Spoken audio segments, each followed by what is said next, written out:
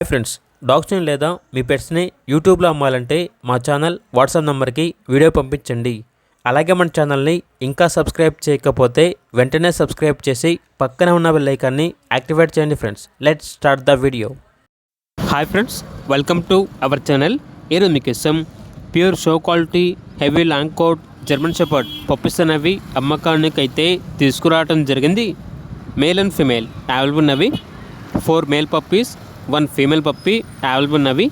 ఈ పప్పీస్లో 2 మేల్స్ మరియు 1 female sale అయ్యాయి.